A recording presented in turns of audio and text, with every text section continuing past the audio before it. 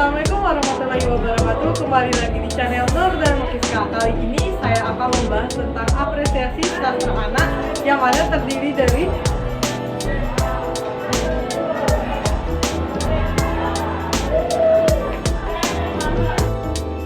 pada materi pertama saya akan membahas tentang sastra.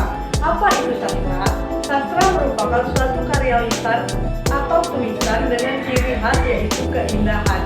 Dalam sastra terdapat fungsi utama di dalamnya yaitu fungsi reaktif dan fungsi didaktik. Fungsi reaktif yaitu dengan membaca karya sastra, pembaca akan mendapatkan hiburan atau ketenangan. Sedangkan fungsi didaktif dengan membaca karya sastra, pembaca akan mendapatkan pendidikan yaitu ilmu-ilmu atau pengalaman baru. Nah, di dalam sastra dibagi menjadi dua yaitu sastra lama dan sastra baru.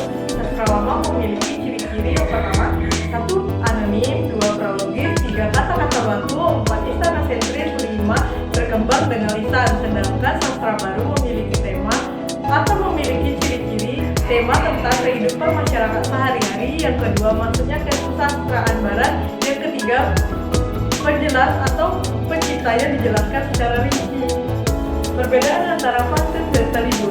Pantun merupakan puisi lama yang terdiri dari 4 baris dalam satu bait, di mana setiap barisnya terdiri dari 8-12 suku kata, yang mana pada baris pertama dan kedua merupakan sampiran dan baris ketiga dan keempat merupakan isi yang memiliki sajak ABAB. Sedangkan talibun merupakan pantun yang susunannya terdiri dari 6, 8, sampai 10 baris dalam setiap baitnya, di mana setiap 3 baris awal merupakan sampiran dan 3 baris akhir merupakan isi.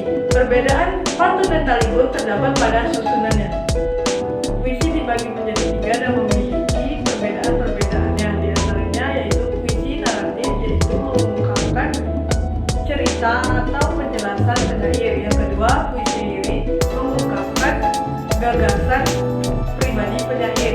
Yang ketiga, puisi deskriptif, di mana penyair berperan sebagai pemberi kesan tentang suatu peristiwa atau keadaan sehingga menimbulkan ketertarikan terhadap puisi tersebut. Contoh kalimat keimajinasian di dalam puisi. Ibu, bukan sebongkah emas yang kau harapkan di dalam kesuksesan. Aku tahu itu, Ibu. Itu merupakan kalimat pengimajinasian di dalam suatu puisi. Di dalam memaknai sebuah puisi terdapat beberapa langkah. Yang pertama, kita harus memahami bentuk puisi dari bait dan lirik-liriknya. Yang kedua, kita menelaah penyair dan latar belakang terciptanya puisi. Yang ketiga, kita menelaah unsur-unsur struktur baik itu fisik maupun batin dari sebuah puisi. Yang terakhir, kita akan merumuskan kesimpulan dari bacaan puisi tersebut. Dalam karya sastra terdapat prosa. Prosa dibagi menjadi dua. Yang pertama, prosa dan sastra dan prosa sastra. Prosa dan sastra merupakan kalangan-kalangan yang biasa kita sebut sebagai karya ilmiah yang terdiri dari laporan, makalah, dan juga artikel. Sedangkan prosa sastra terbagi menjadi dua, yaitu prosa non-fiksi dan prosa fiksi. Prosa non-fiksi terdiri dari autobiografi, biografi, dan juga esai. Dan prosa fiksi terdiri dari dongeng, cerpen, dan novel. Itulah bentuk-bentuk prosa. Dalam melakukan apresiasi dalam cerita terjemah, kita melakukan 3 tahapan. Yang pertama, kita harus membaca cerita itu terlebih dahulu. Yang kedua, kita terjemah apa isi cerita tersebut. Dan ketiga, barulah kita memahami apa makna dari dalam cerita tersebut. Di dalam karya sastra terdapat novel dan cerpen. Dua hal tersebut memiliki banyak perbedaan. Di antaranya, yang pertama, dari cerpen, alur lebih sederhana dibandingkan novel, sehingga di novel alur lebih rumit. Yang kedua, tokoh yang dimunculkan di cerpen hanya beberapa, sedangkan di novel lebih banyak dan berbagai macam karakternya. Yang ketiga, latar yang sangat terbatas di cerpen, sedangkan latar di novel itu sangat luas.